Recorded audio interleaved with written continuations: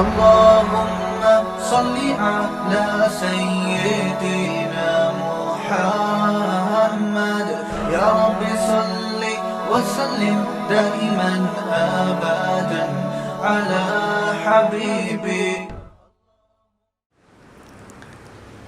یا ایہا الذین آمنوا، اے لوگو جو ایمان لائے ہو، من یرتد منکم عن دینہ، تم میں سے جو بھی اپنے دین سے پیچھے ہٹے گا، مکمل پیچھے ہٹ جائے تو یہ مکمل ارتداد ہے، تھوڑا سا ریورس ہو تو بھی یہ ارتداد ہی کی ایک قسم ہے. ارتداد کا معنی پیچھے ہو جانا، ہٹ جانا.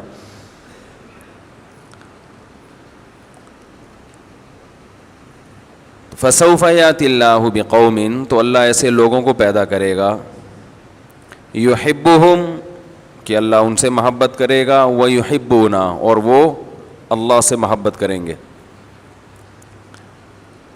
اس پر میں نے پچھلے درس میں بہت تفصیل بیان کی تھی کہ آیت اصل میں یوں ہونی چاہیے کہ جو تم میں سے دین سے پیچھے ہٹے گا تو اللہ ایسی قوم پیدا کرے گا جو پیچھے نہیں ہٹے گی. یہ ہونا چاہیے نا، بھول جاتے ہیں آپ لوگ. بھائی جو فالٹ ہے، اللہ فرما رہے ہیں اگر تم میں یہ فالٹ پیدا ہو جائے کہ تم دین سے پیچھے ہٹ گئے تو ظاہر ہے اس کی تلافی کیسے ہوگی؟ ایسی قوم آئے جس میں یہ فالٹ نہ ہو اور وہ دین سے پیچھے نہ ہٹیں. لیکن یہ ذکر نہیں کیا، حالانکہ قرآن تو بڑی بلیغ کتاب ہے.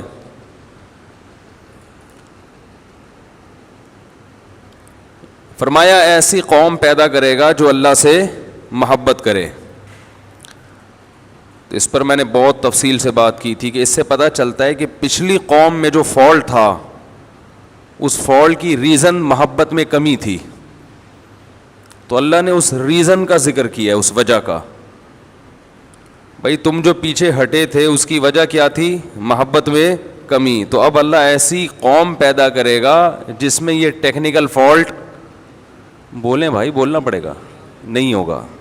تو وہ خود ہی سمجھ جاؤ کہ وہ تم جو پیچھے ہٹے تھے اس کی وجہ کیا تھی. تو قرآن میں بلاغت اس حوالے سے ہے کہ قرآن نے یہ تو بیان کر دیا کہ اگر تم پیچھے ہٹو گے تو ایسی قوم پیدا کرے گا جو پیچھے نہیں ہٹے گی، لیکن اس کے ساتھ ساتھ قرآن نے پیچھے ہٹنے کی وجہ بھی بیان کر دی تاکہ ابھی سے اس بیماری کا علاج کرو اور پھر پیچھے ہٹنے کا آپشن ہی ختم ہو جائے. سمجھ رہے ہیں کہ نہیں سمجھ رہے؟ تو محبت کی کمی، دلائل سے انسان بسا اوقات قائل ہو جاتا ہے. اللہ کے وجود کے بہت سارے دلائل ہیں اس کائنات میں جو قرآن نے بھی دیے، عقل بھی کہتی ہے. کچھ لوگ تو اللہ کا انکار کرتے ہیں نا، ان کے پاس دلائل نہیں ہیں، باتیں ادھر ادھر کی پھینکتے ہیں کہ یہ کیسے خود بخود جو ہے نا آٹومیٹ، ہر چیز کی لاجک ہے تو انسان بھی کسی لاجک سے وجود میں آ گیا ہوگا. ہر چیز کی لاجک ہے تبھی انسان وجود میں نہیں آ سکتا، کیونکہ ہر چیز کی کوئی لاجک ہوتی ہے. اور لاجک یہ کہتی ہے کہ خود بخود ایسی چیزیں آج تک کبھی نہیں، دو اینٹیں کبھی ترتیب سے نہیں رکھی گئی ہیں. یقیناً ہر چیز کی لاجک ہوتی ہے، مگر وہ لاجک کو بیان کرنے کی بھی تو کوئی لاجک ہونی چاہیے نا. بغیر کسی لاجک کے کسی بھی چیز کو لاجک قرار دے دو تو یہ لاجک کے لحاظ سے صحیح ہے؟ یہ نہیں سمجھ میں آیا. ابھی مثال سے سمجھاتا ہوں. دیکھو آپ نے دیکھا ایک دیوار بنی ہوئی ہے، بڑی ترتیب سے اینٹیں جڑی ہوئی ہیں، اس میں بڑی ترتیب سے اینٹیں جڑی ہوئی ہیں اور کلر بھی ہوا ہوا ہے اور بڑی خوبصورت دیوار. اب کسی بقراط یا افلاطون کو بلایا آپ نے، کسی ایتھیسٹ کو بلایا یا کسی سائنٹسٹ کو بلایا اور آپ نے کہا یار اس دیوار کا ابھی تو نہیں تھی، یہ 6 گھنٹے پہلے تو میں نے دیکھا نہیں تھی. تو یہ کیسے وجود میں آئی؟ تو وہ سائنٹسٹ کہے گا کہ ہر چیز کی کوئی لاجک ہوتی ہے، ہر چیز کی کوئی لاجک ہوتی ہے، تو اس کی بھی ایک لاجک ہے، اگرچہ وہ عقل سے بعید ہے لیکن ایسے تو نہیں ہو سکتا خود بخود. تو لاجک یہ ہے کہ ہوا چلی تھی، ریت بجری اڑی تھی، سیمنٹ اڑ کے بوریاں گریں اور گارا بنا، بارش ہوئی اور وہ اتفاق سے اینٹیں بنی اور ٹھپ ٹھپ ٹھپ ٹھپ، یعنی بڑی ٹیکنیکل قسم کی انہوں نے لاجک بیان کر دی. تو آپ کہو گے آپ کی یہ لاجک اللاجیکل ہے، یہ ساڑی عقل وچ نہیں آتی، کیونکہ سائنسدان صاحب آپ جو بیان کر رہے ہیں کہ یہ اینٹیں اڑی، یہ ہوئی، یہ لاجیکلی ایسا پاسبل نہیں ہے.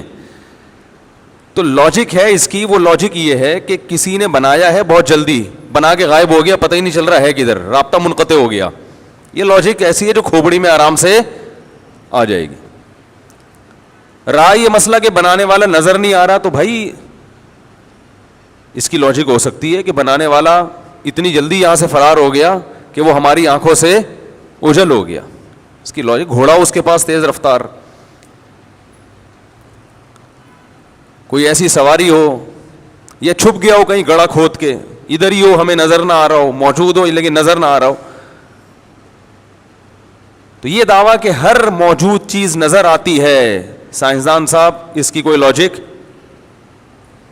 بولو بھائی نہیں ہے. ہر موجود چیز نظر نہیں آتی انسان کو وہ چیز نظر آئے گی جس کے نظر آنے کی صلاحیت اللہ نے آنکھوں میں رکھی ہے، ورنہ ہر موجود چیز نظر نہیں آتی ہے. ریز ہے نا ابھی یہاں پہ گھوم رہی، کتنی موبائل کی ریز آ رہی ہیں اور پتہ نہیں کیا کیا بعد میں دریافت انہیں نظر آ رہی ہیں وہ. تو وہ کہتے ہیں یار یہ انسان ایسے اتفاق سے وجود میں نہیں آ سکتا کہ لاجک ہے. تو لاجک پھر وہ ڈاروین کا نظریہ، بندر وغیرہ وغیرہ وغیرہ. تو ہم یہ کہتے ہیں یہ جتنی باتیں آپ کر رہے ہیں یہ لاجک نہیں ہے بلکہ یہ عقل کے بالکل خلاف ہیں. لاجک یہی ہے کہ بنانے والا نظر نہیں آ رہا، خود سے نہیں بنی ہے.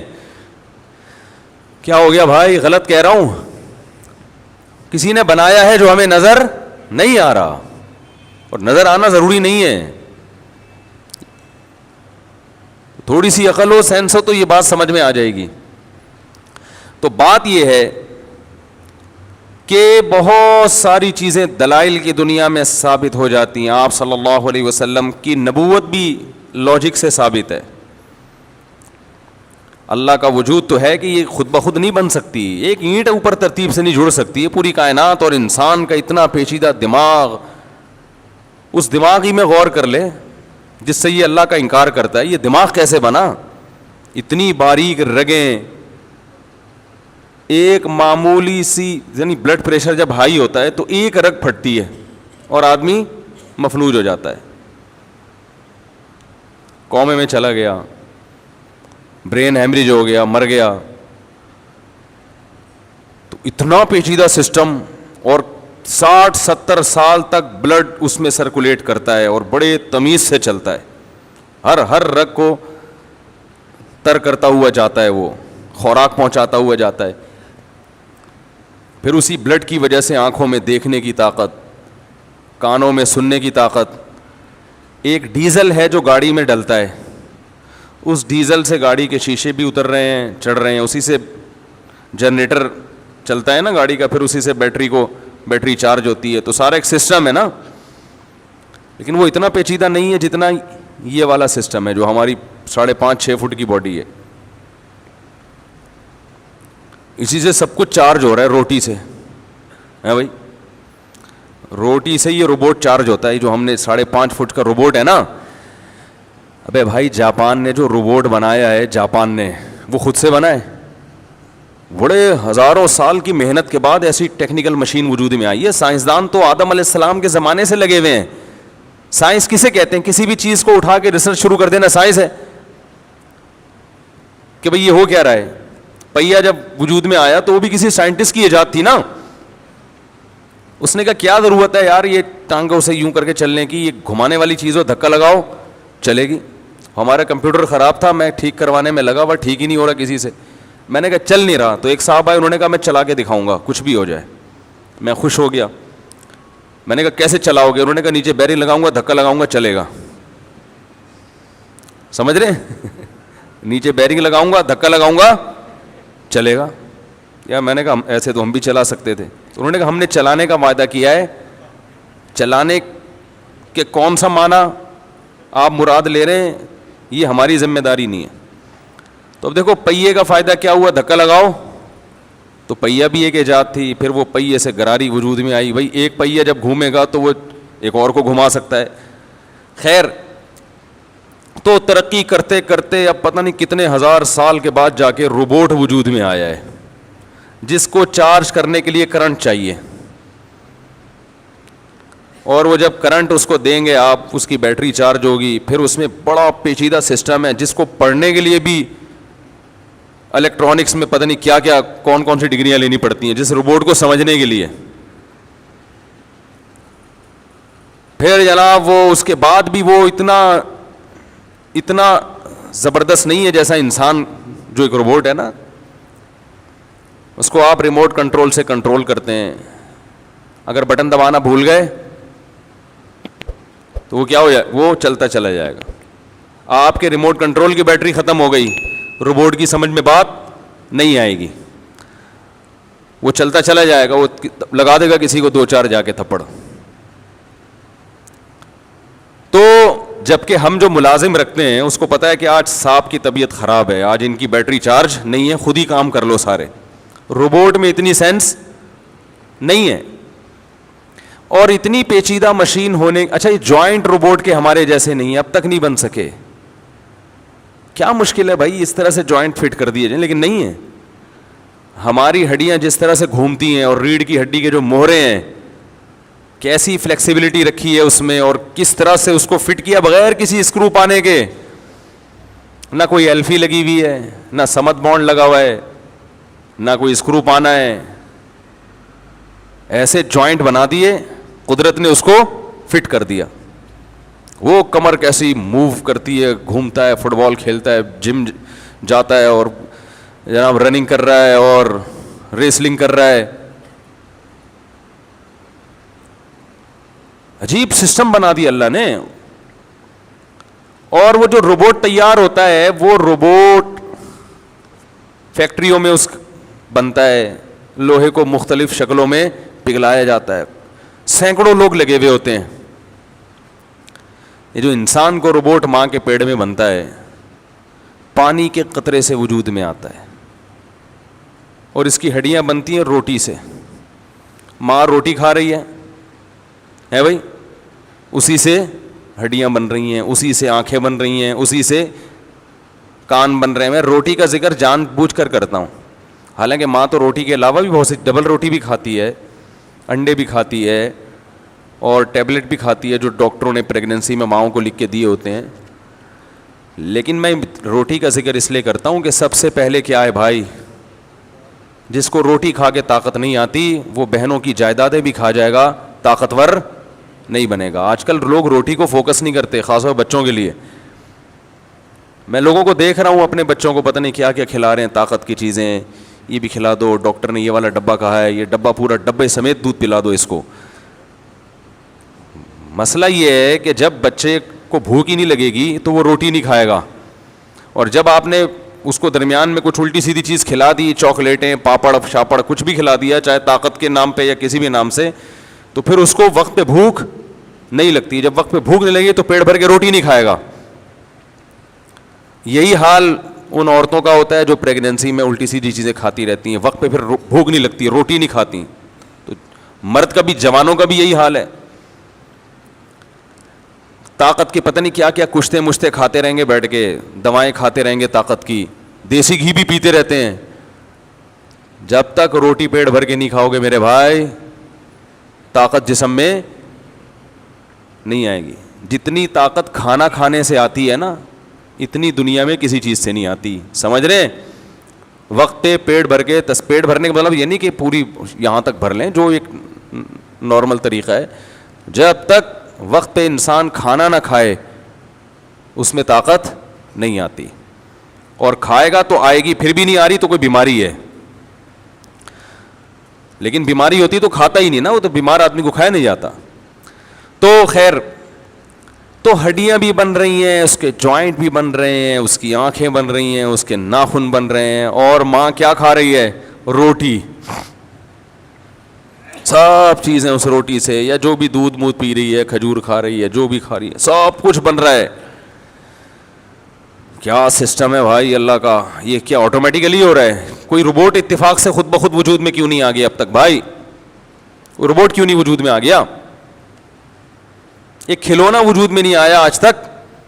کبھی آپ کھلونے کی دکان میں گئے، آپ نے کہا کہ مجھے اپنی بچی کے لیے گڑیا چاہیے، ڈال چاہیے، اس نے ایک لا کے دے دی، انہوں نے بولا کہ یہ ہزاروں سال میں اس شکل کی ایک گڑیا، بے جان گڑیا وجود میں آئی ہے ڈاروین کے نظریے کے مطابق. کروڑوں سال گزرے تھے تو مٹی گارے کے ملاپ سے ایک پتلا بن گیا چھوٹا سا. تو یہ کروڑوں روپے کی گڑیا ہے کیونکہ یہ اتفاق سے وجود میں آئی ہے. سمجھ رہے ہیں؟ یقیناً کروڑوں روپے کی بکے گی وہ، لیکن اب تک ایسی گڑیا وجود میں نہیں آئی. تو بے جان وجود میں نہیں آئی، جو چلتی پھرتی گڑیا ہے، جو ماں کی گود کو بھرتی ہے، جس میں اللہ نے محبت کے جذبات رکھے، جسے پتہ ہے کہ مجھے فیڈ کہاں سے ملے گی اور کیسے حلق میں اتارنی ہے.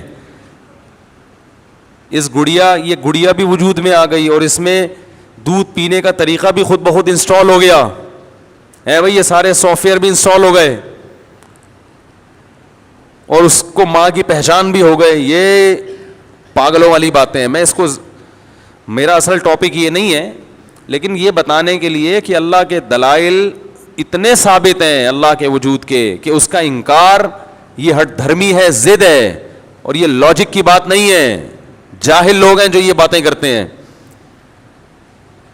اس کے بعد ہے محمد صلی اللہ علیہ وسلم کی نبوت، کہ اللہ پیدا کر کے اللہ نے چھوڑ دیا ہے یا اپنے بندوں سے کوئی رابطہ بھی رکھا ہے اللہ نے. بھائی اگر اللہ ہے، کوئی ہے جس نے ہمیں بنایا، کوئی ہے جس نے ہمیں بنایا، تو اس نے وجہ سے بنایا ہے یا بغیر وجہ کے بنایا ہے؟ یہ بات بھی سائنسدان نہیں بتا سکتے. لوگ ہر چیز میں سائنسدانوں سے پوچھ رہے ہیں کہ بھائی انہوں نے چونکہ بہت ترقی کی ہے لہذا وہ بتائیں گے. مجھے ایک بات بتاؤ، آپ کی سالگرہ تھی، برتھ ڈے کے تو ہم قائل نہیں ہیں، لیکن چلو کسی نے برتھ ڈے منا لی، کیک بنایا، ٹھیک ہے نا. کوئی سائنٹسٹ آ گیا، لمس یونیورسٹی کے کوئی بہت یعنی پرانے پروفیسر آئے جن کو یہ کہا گیا کہ اس کیک پہ آپ ریسرچ کریں. بہت سینئر پروفیسر تھے وہ کیمسٹری کے ماہر تھے، بہترین کیمسٹ تھے. ان کو بتایا گیا کہ آپ اس کیک کے بارے میں اجزائے ترکیبی بتائیں، اس کی کن چیزوں سے مل کے بنائیں اور یہ کیسے وجود میں آیا. وہ لے گئے لیبارٹری میں، اس کو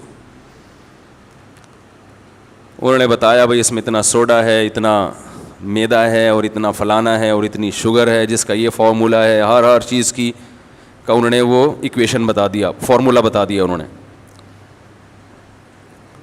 اور جب اتنے ٹیمپریچر پہ اس طرح کی چیز کو یوں کیا جائے تو یہی بنے گا. بڑی زبردست لاجک کی بات. اب وہ کیک آپ لے کے گھر آ گئے کہ ماشاء اللہ مجھے پتہ چل گیا کہ یہ کیسے وجود میں آیا ہے. جیسے ڈاکٹر بتاتے ہیں نا کہ ماں جب روٹی کھاتی ہے تو پہلے وہ نشاستہ بنتا ہے، ٹھیک ہے نا، گلوکوز بنتا ہے تو جسم میں طاقت آتی ہے، پھر یہ ہوتا ہے، پھر یہ پورا پروسیس بیان کرتے ہیں. پھر وہ بچے کی ایک نالی سی ہوتی ہے جس کے ذریعے بچے کو خوراک ملتی ہے، اس کی گروتھ ہوتی ہے. تو پورا ایک سائنٹیفک اس کی ایک لاجک ہے، یہ اس طرح سے ہو رہا ہے یہ. لیکن کیا وہ یونیورسٹی کے پروفیسر یہ بتائیں گے کہ یہ کیک بنانے والے جس نے بھی بنایا ہے اس کا مقصد کیا تھا؟ یہ کسی لیبارٹری سے پتہ چلے گا؟ بولو نا بھائی. کسی سائنٹسٹ کے سامنے ایک بیکری کا کیک لا کے رکھ دیں اور ایک برتھ ڈے کا کیک جو کٹنے والا تھا، اور بولیں کہ ان دونوں میں سے بتاؤ یہ والا کیک کیوں بنایا گیا اور یہ والا، بولو نا بھائی، کیوں بنایا گیا؟ ان دونوں کیکوں کے پیدائش کی وجہ کیا ہے؟ لیبارٹری بتا سکتی ہے؟ حالانکہ ایک کیک اس لیے بنا کہ اس کو بیچا جائے, وہ بیکری والے نے بنایا نا, اس کی بلا سے برتھ ڈے میں کاٹو, ربیع الاول میں کاٹو, یا اٹھا کے کہیں پھینک دو. وہ کہہ رہا ہے مجھے اس کے پیسے ملنے چاہیے, مجھے اس سے غرض نہیں ہے کہ برتھ ڈے میں کاٹو یا کچھ. ربیع الاول میں جو 12 ربیع الاول وہ بھی تو برتھ ڈے ہی ہے نا, تو کچھ بھی کرو میری بلا سے. میں نے یہ بیکری اس لیے نہیں کھولی ہے کہ لوگوں کی برتھ ڈے میں میں شریک ہوں, مجھے پیسے چاہیے پیسے. تو میرا خیال یہ تھا کہ کیک کی ویلیو معاشرے میں بڑھ گئی ہے, انڈوں کا کاروبار زیادہ نہیں, بلکہ انڈے بھی بیکری والے بیچ رہے ہوتے ہیں, گوشت کا بھی وہ بزنس نہیں چل رہا جو کیک اور پیسٹریوں کا چل رہا ہے. تو میں نے تو اس لیے بنایا. یہ سائنٹسٹ بتا سکتا ہے آپ کے ماموں نے آپ کی دعوت کیوں کی ہے, یہ بتائے گا سائنسدان ہے بھائی. انہوں نے کیا کیا پکایا, چائے بنائی, دودھ, پتی, یہ سب چیزیں تو بتا سکتے ہیں. اس کے فائدے کیا ہیں, نقصانات کیا ہیں, یہ بھی ڈاکٹر بتائے گا کہ چائے کا کیا فائدہ ہے, کیا نقصان ہے. پیشاب زیادہ آتا ہے چائے پینے سے, پانی کی کمی ہو جاتی ہے جسم میں, پانی زیادہ میں جو کہتا ہوں نا پانی بہت زیادہ نہ پیا کریں, یہ نارمل لوگوں کی باتیں ہیں. جو چائے زیادہ پیتے ہیں ان کو پانی زیادہ پینا پڑتا ہے پھر, کیونکہ چائے کیا کرتی ہے کہ پیاس کو ختم کر دیتی ہے, جو نیچرل پیاس ہے نا وہ نہیں لگتی جو لگنی چاہیے, اور پیشاب زیادہ لاتی ہے, تو پھر پانی کم ہو جاتا ہے جسم میں.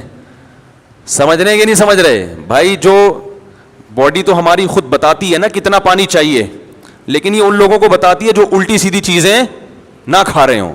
چائے پینے سے پیاس کا احساس ختم ہو جاتا ہے, حالانکہ پانی کی کمی پوری نہیں ہوتی, اور پھر پیشاب زیادہ نکال دیتی ہے.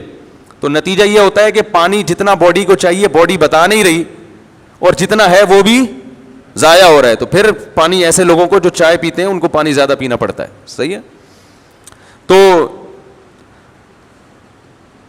تو ماموں نے آپ کو بلایا, چائے آپ کے سامنے رکھ دی. اب انہوں نے کیوں آپ کو چائے پلا رہے ہیں, اس کیوں کا جواب کسی پروفیسر کے پاس نہیں ہے, نہ یہ حکومت کے پاس اس کا جواب ہے, نہ ڈاکٹروں کے پاس, نہ قصائیوں کے پاس. یہ ماموں کے پاس جواب ہوگا اس کا. ماموں سے آپ پوچھو گے آج تک آپ نے کبھی مجھے پانی نہیں پلایا, آج خیریت تو ہے دودھ پتی بنا کے پلا رہے ہیں, پوچھو گے نا کیا خیال ہے بھائی, وجہ کیا ہے, اس کی ریزن کیا ہے؟ اگر ماموں بولے ویسے ہی, تو آپ ماموں سے بولو گے آپ مجھے ماموں بنا رہے ہو, بولو گے نا ماموں آپ آج مجھے کیا ہو, آپ ماموں اور بنا ویسے ہی, تو آج تک کبھی نہیں کیا, تو آج ویسے ہی کیسے ہو گیا؟ تو بھائی یہ جو چیزیں بنی ہیں نا, جو اللہ نے بنائی ہیں, اس کی کوئی وجہ ہے جو سائنسدان نہیں بتائے گا. جیسے چائے بنانے کی وجہ ماموں بتائیں گے, تو اس کائنات کو بنانے کی وجہ وہ بتائے گا جس نے اس کائنات کو بنایا ہے, وہی بتائے گا. تو ماموں سے آپ پوچھو گے کیوں, تو وہ کچھ بھی وجہ بیان کر سکتے ہیں. اگر وہ کہیں ویسے ہی, تو آپ بولو گے آپ بے وقوف ہیں, آپ ماموں بنا رہے ہو ہم کو, ویسے ہی دنیا میں کوئی کام نہیں ہوتا. یا تو آپ خدمت کے جذبے سے کہ بھانجے اور ماموں کے تعلقات اچھے ہو جائیں, یہ بھی ایک جذبہ ہے.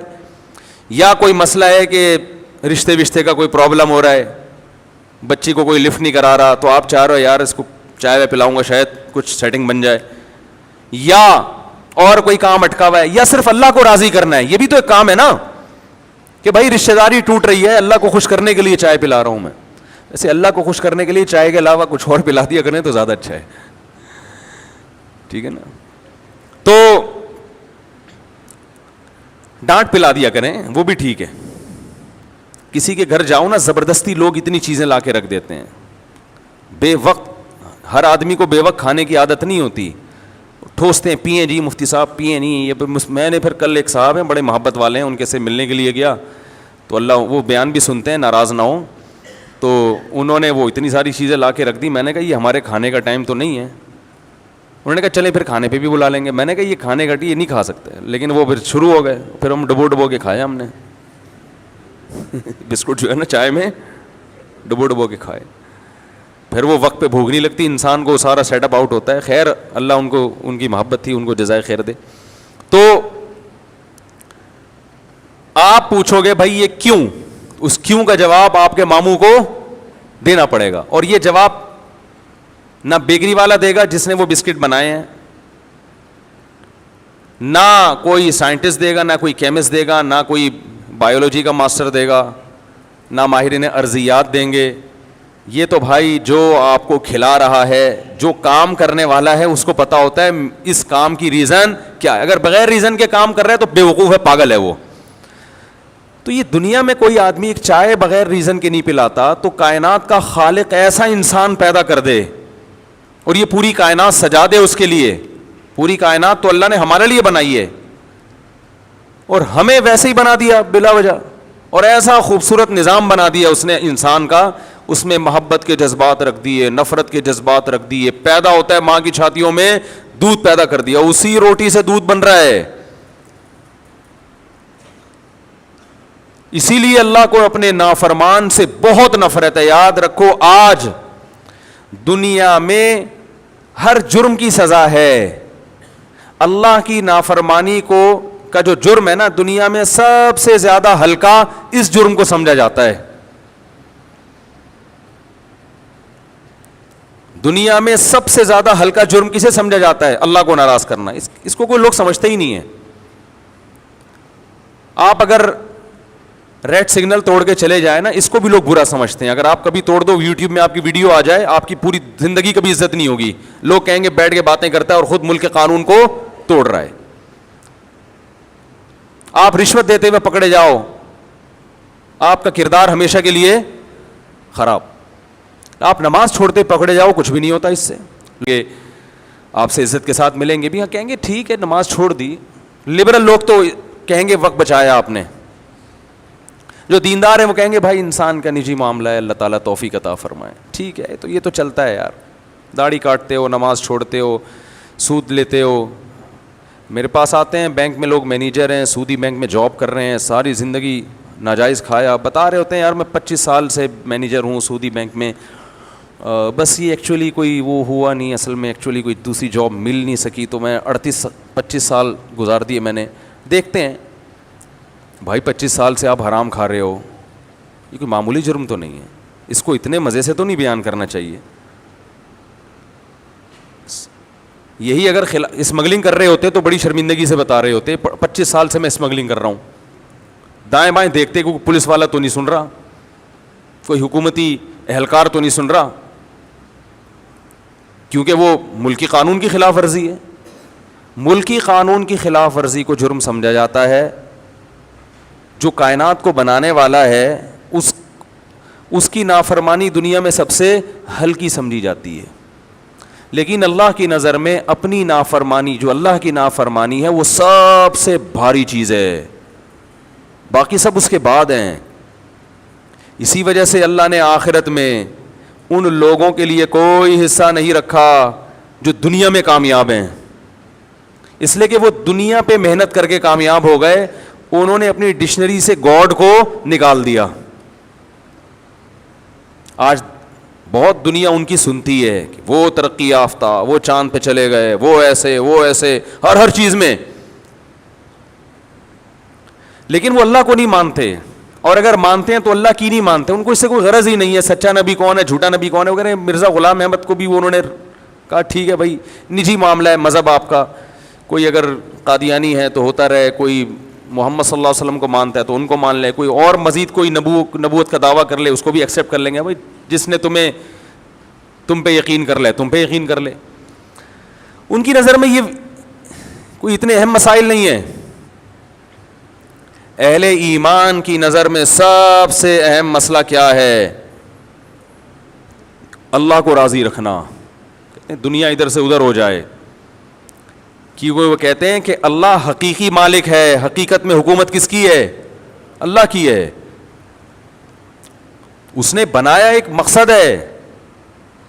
دیکھو آپ کے ماموں نے آپ کو چائے پلائی اور کوئی مطالبہ کیا, مطالبہ پورا نہ کرو, زیادہ سے زیادہ ناراض ہو جائے گا تھوڑے دن کے لیے.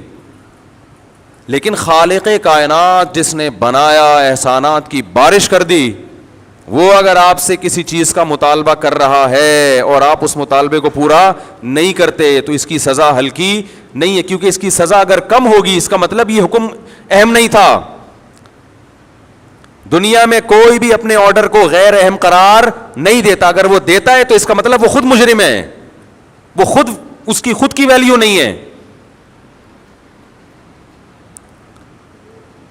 بعض دفعہ کوئی آفیسر کسی ماتحت کو کوئی آرڈر دیتا ہے, جب وہ اس آرڈر کو پورا نہ کرے تو سزا ملتی ہے اس کو. لوگ کہتے ہیں اس کو معاف کر دو. وہ کیا کہتا ہے؟ اگر میں نے اس کو معاف کر دیا یا اس کو ہلکی سزا دی تو اس کے نظر میں میرے آرڈر کی ویلیو ختم ہو جائے گی. بعض دفعہ اس بیس پہ سزا دینی پڑتی ہے. رسول اللہ صلی اللہ علیہ وسلم نے ارشاد فرمایا, اللہ تعالیٰ فرماتے ہیں, بلکہ نبی نے فرمایا, انا اغیرکم, میں تم میں سب سے زیادہ غیرت والا ہوں, واللہ اغیر منی, اور اللہ میں غیرت مجھ سے بھی زیادہ ہے. تو آج سب سے ہلکا سمجھا جاتا ہے. لوگ نکاح کا پیغام بھیجتے ہیں, لڑکی کے بارے میں بتاتے ہیں کہ نماز نہیں پڑھتی, پردہ نہیں کرتی, باقی سب اوکے ہے. میں کہتا ہوں یار باقی سب اوکے کہاں سے ہو گیا, کیسے اوکے ہو گیا؟ ہر چیز برداشت ہوگی, بے نمازی عورت کیسے لے آتے ہو گھر میں یار, بے پردہ؟ اس کا مطلب اپنی نسل خراب کر رہے ہو. جب آپ کی بیگم پردے دار نہیں ہوگی تو بیٹیاں پردہ کریں گی؟ بولو نا بھائی. لیکن آپ اس کو قبول کیوں, کوئی بات نہیں, پردہ نہ کریں, ان کا نجی معاملہ ہے. نسل برباد کر رہے ہو اپنی بھائی, آپ نجی معاملہ ہے, بس جاب دیکھ رہے ہیں, کماتی ہو. تو بھائی یہ تو سابق جو ہمارے 5 سال جو کامیابی سے گزار کے گئے ہیں, انہوں نے بھی تو ہر چیز میں پیسے کو دیکھا نا. تو ان میں اور آپ میں فرق کیا ہو گیا بھائی؟ پھر وہ زیادہ کما لیا, آپ اتنا نہیں کما سکتے. دنیا میں سب سے زیادہ خوش قسمت انسان وہ ہے, چاہے غربت ہو, پہننے کے لیے کپڑا نہ ہو, خدا کی قسم یہ ناکامی نہیں ہے. آج جو لبرل لوگ ہیں نا, وہ ہر چیز میں مہنگائی, بھوک, کپڑا, مکان, اس چیز کو فوکس کر رہے ہیں. یہ بھی ضروری ہے دوسرے درجے میں.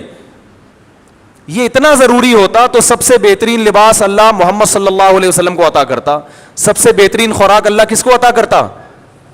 محمد صلی اللہ علیہ وسلم کو. وہاں تو جو کی روٹی ہے اور وہ بھی ایک دن مل رہی ہے, دوسرے دن نہیں, اور بعض اب 40 دن کھجور, پانی کھجور, اور کچھ مل ہی نہیں رہا, وہ بھی پیٹ بھر کے نہیں. ہر آدمی کے دماغ میں بس ایک چیز سوار ہو گئی ہے, پیسہ پیسہ پیسہ پیسہ. او بھائی جس نے بنایا ہے اس نے عیاشی کے لیے پیدا کیا ہی نہیں ہے. کھائے جا رہے ہو, ماموں کے گھر بیٹھ کے چائے پیے جا رہے ہو, پوچھ نہیں رہے کیا ہو گیا, کیوں پلا رہے ہو بھائی. کچھ تو پوچھتا ہے نا انسان, مجھے ہدیے کیوں دے رہے ہو, میرے پر احسان کیوں کر رہے ہو, کچھ تو پوچھو بھائی, کبھی تو پوچھو. اللہ سے کوئی پوچھنے کے لیے تیار نہیں ہے کہ تو نے یہ دانت کیوں دیے, الم نجعل لہ عینین. اللہ کہتے ہیں کیا میں نے تیری 2 آنکھیں نہیں بنائی ہیں, ولسانا وشفتین, زبان نہیں بنائی, 2 ہونٹ نہیں بنائے. ہر چیز کو دیکھو, ہونٹ نہ ہوتے کیسا لگتا ہے انسان, نہ بول سکتا تھا, نہ کھا سکتا تھا, نہ اس کے چہرے میں زینت پیدا ہوتی. دانت دے دیے چبانے کے لیے, آنکھیں دے دی دیکھنے کے لیے, کان دے دیے سننے کے لیے. کیسے جوائنٹ لگائے ہاتھ میں, کیسے مضبوطی سے ہاتھ کسی چیز کو پکڑتا ہے.